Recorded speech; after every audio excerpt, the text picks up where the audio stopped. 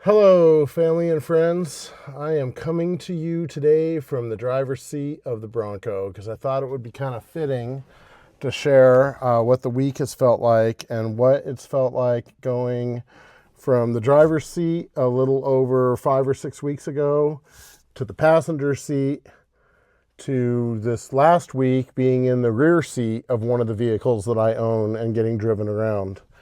And while I generally try to make my videos very positive and very sharing what's going on and what the different things, and I'll continue to do that, I also want to be real. And I want to tell you, this last week, I can think of a couple times in my childhood. I can think of, some times in marriage, sometimes as being a father. I can go through the 50 years of my life and think of some of the worst times of my life. And I can honestly tell you, this last week has been at the very top of the list. There's the You guys got to stop me from doing this. The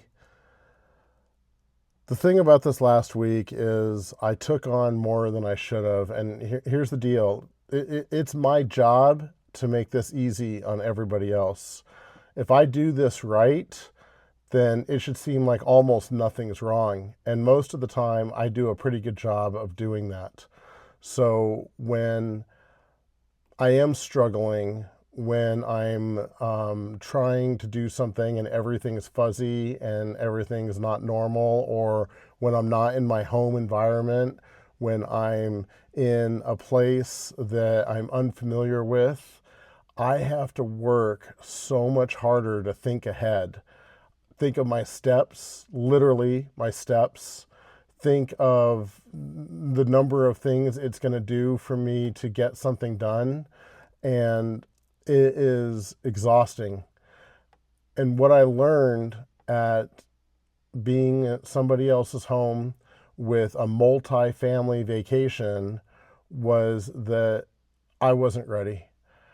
I thought that I could shift gears from one week to the next, from having a perfectly 100% working good eye to having this blurred vision all the time. Because when I'm at home, I start to trick myself into thinking I'm fine, that maybe I'm getting better, that maybe my vision's clearing up. And the reality is, it's not. I just have more confidence when I'm at home. And then when I leave home, I have to take on all of these things that help me, which have only been self taught at this point. I have not been assigned a caseworker yet. I haven't received any tools yet, or training, or anything. So everything is just best guess on what might make things easier.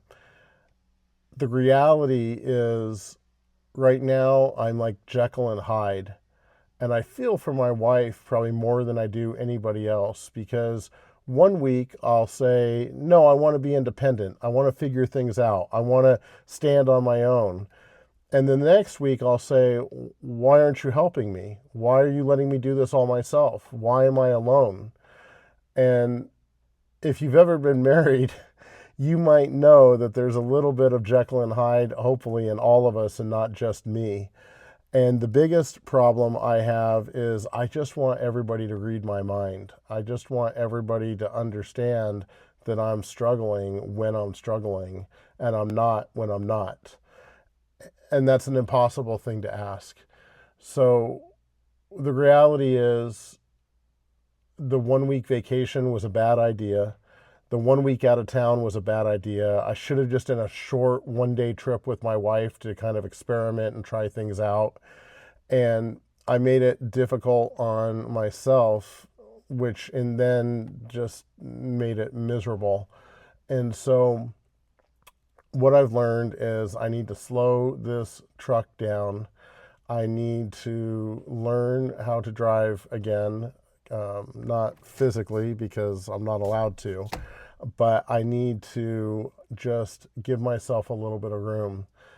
And I wanted to share that because I you got to be thinking what I'm thinking, like, dude, come on, grow up and just, get past yourself. Like, there's people that end up in car accidents, and 1 minute they're walking and the next minute they're paralyzed from the neck up.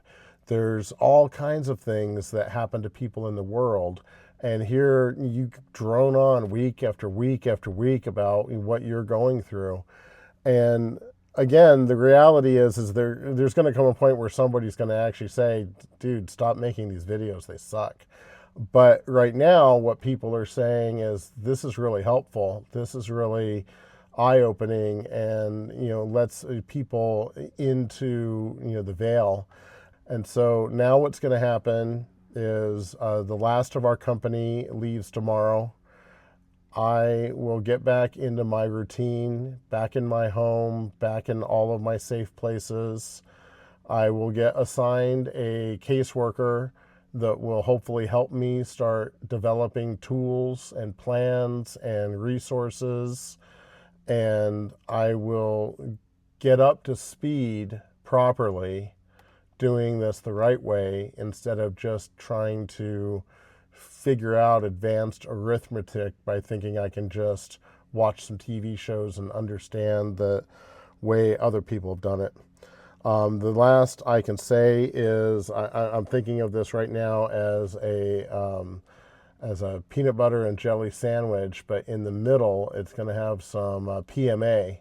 We're going to have to apply some positive mental attitude to the layers of this bread and just start moving forward again.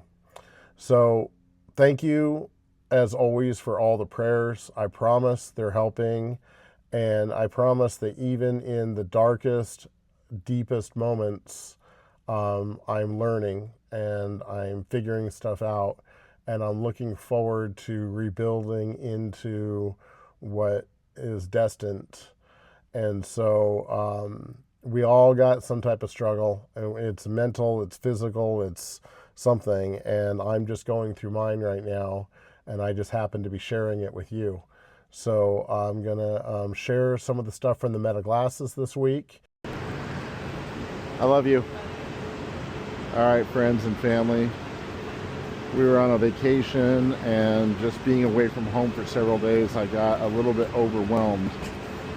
I kept getting these massive headaches, and so I just thought it would be better for my wife and myself and kind of everybody if I just kind of stepped back.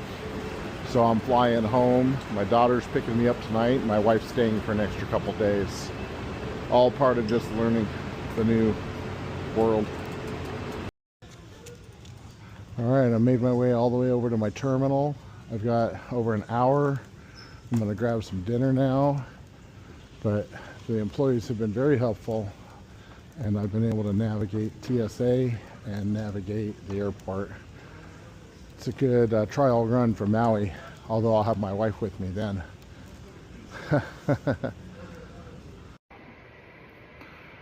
All right, I'm going to ask you a question, and this is as clean as it gets. No contacts. I've been in bed all day long with the exception of eating.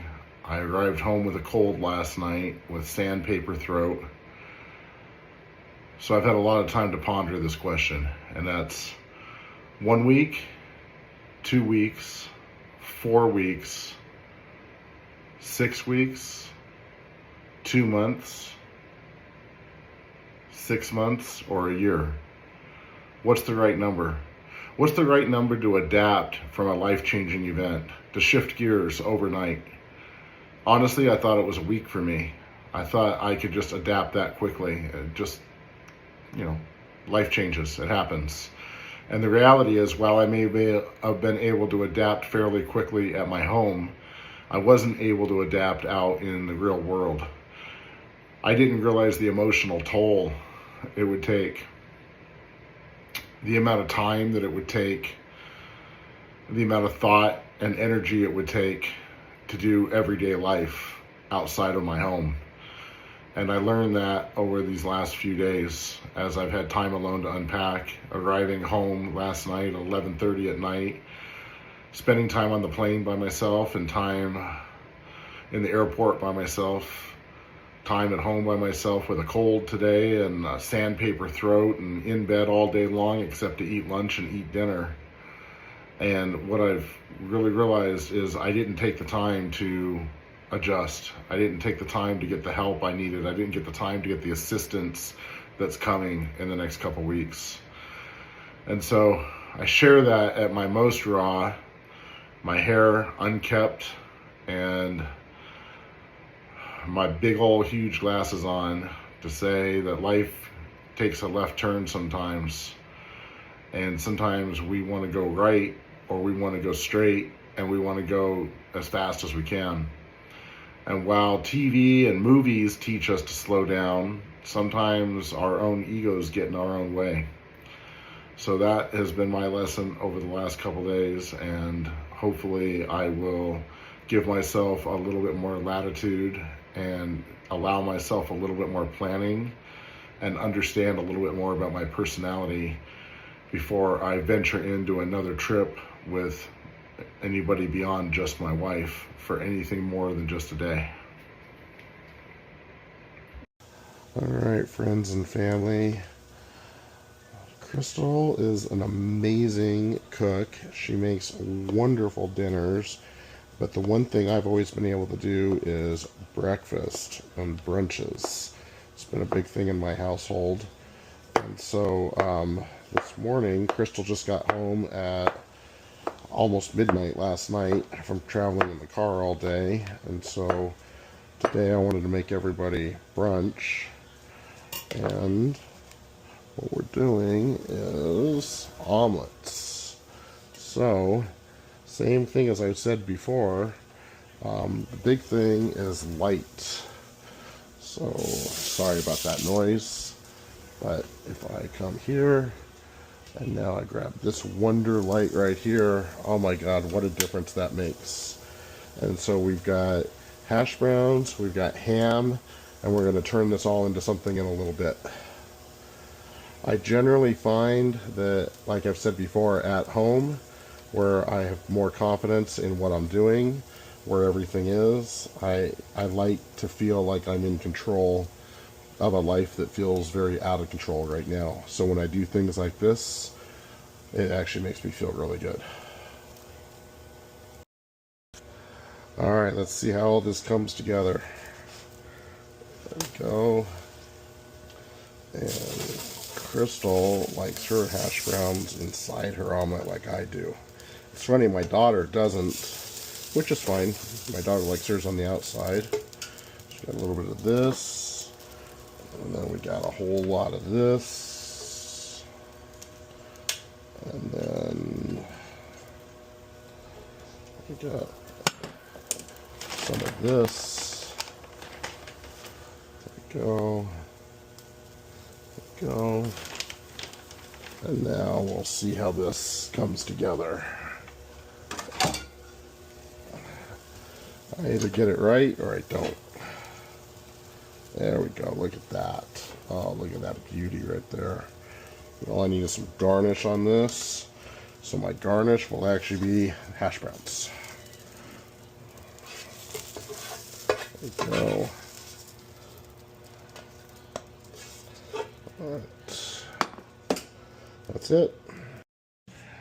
Alright, I got my Washington State Department of Services for the Blind this week, and says I have eligibility.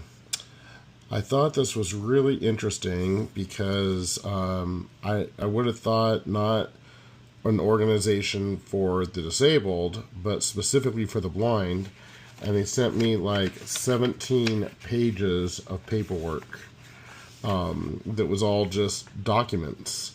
And I kind of thought that they could have totally sent me one huge page with a QR code, click on that, and then a video opens up and everything gets explained. It's the way I would have done it.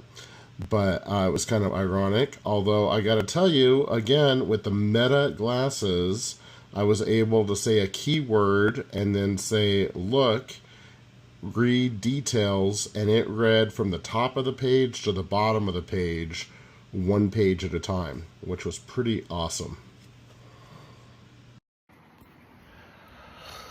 All right. You know what I was thinking about this morning? As I was thinking about when I lived on the military base in Southern California, and my dad would be home on leave. And I was always just fascinated with being in the cars. And so somehow I would take his keys to his whatever old truck he had, and usually like a Chevy Blazer or something like that, usually a big truck. And I would go out into the driveway, and I'd put the keys in and turn on the radio, and I would turn the steering wheel. And I remember, we shared a driveway with a neighbor in the house we lived in on the military base. And I remember the neighbor coming in and getting in his car. And I remember me in my little dream world and me playing with the shifter and then waving goodbye to the neighbor. And then what it was I was rolling down the driveway into the garage. And to be fair, I almost perfectly coasted into the garage, except the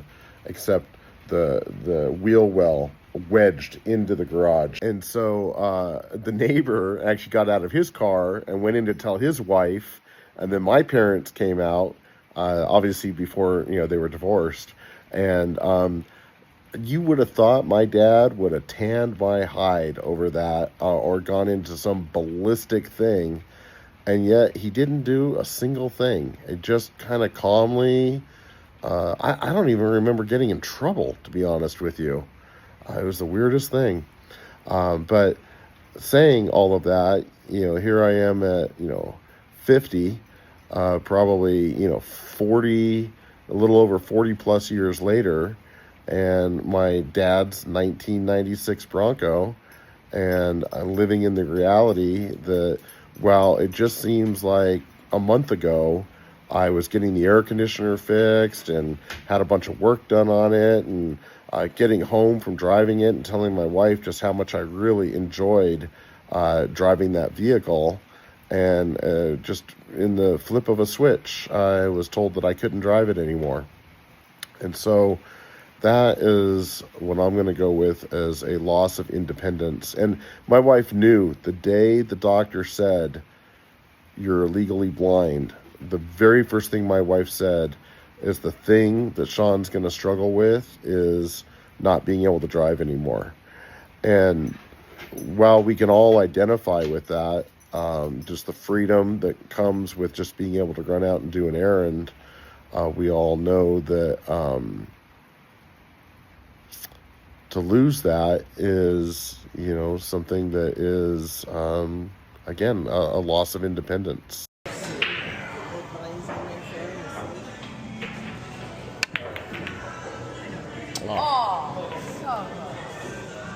So when I leave my cul-de-sac, I turn right, and this is a straight up shot to the main highway, which has places like Walmart and Lowe's and Kohl's and everything that a human could possibly need.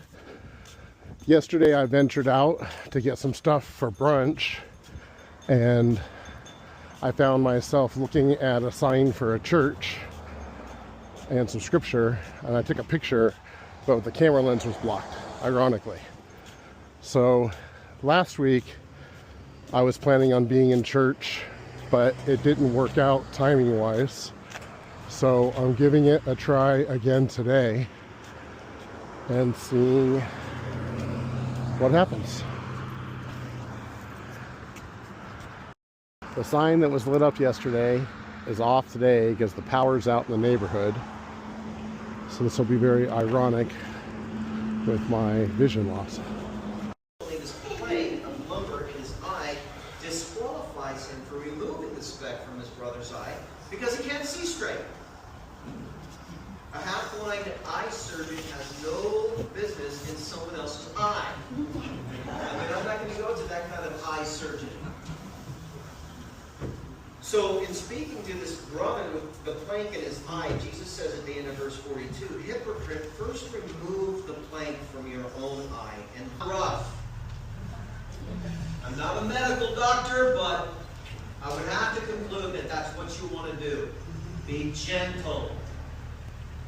You could probably, if you're not gentle, I would assume that you would probably do more harm than good. You've got to be gentle. Gentle, gentle, gentle. It's interesting that as Jesus addressed the matter of restoration, he used a metaphor that involves the eye.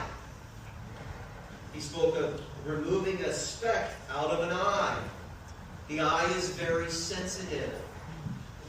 The reflexes of our body are geared to protect our eyes. If you've ever had to get contacts, you know this. You know, it's like learning how to put a contact in your eye. It's challenging because you're like, whoa! Sensitive. The eye is very, very sensitive.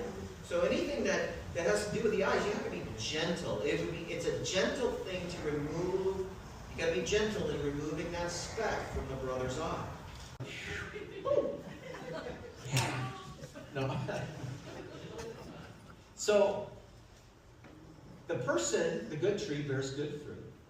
Good fruit. The good tree represents a sincere believer in Jesus Christ. We have the capacity to bear good fruit because the Holy Spirit dwells within us. Good fruit really originates from the enabling power of the Holy Spirit. We will endure every storm. The house is not going to fall. It's founded upon the rock. And there have been some storms. The older you get, the more weathered you are. Right? Some tenacious storms can come against us. But we're founded upon the rock and will never fall.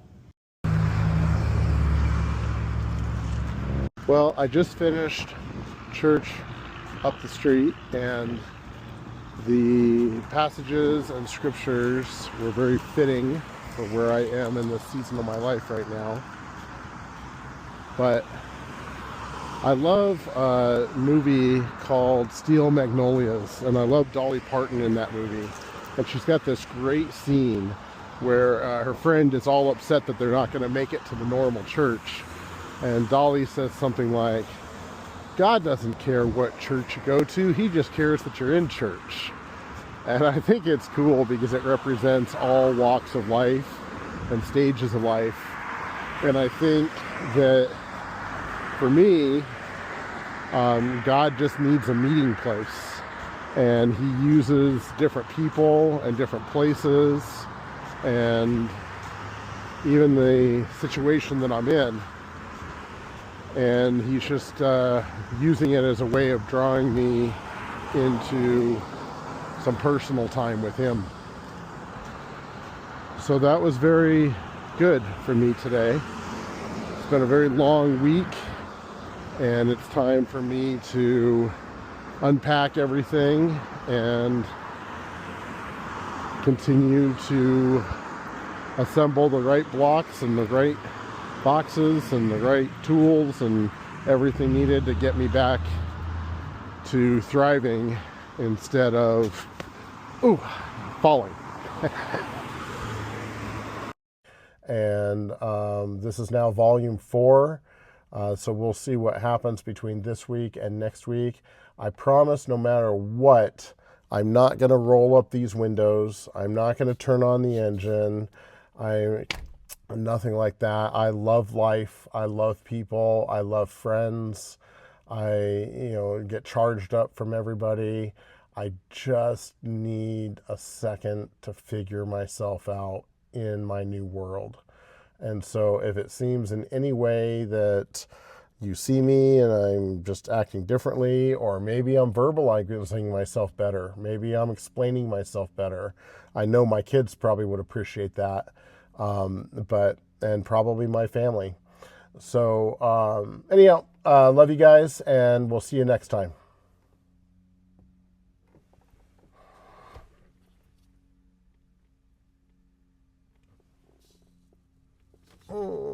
Stop. Stop. Stop. Stop. Stop. Collaborate and listen. ICE is back with a brand new invention. Just your work. Just your work.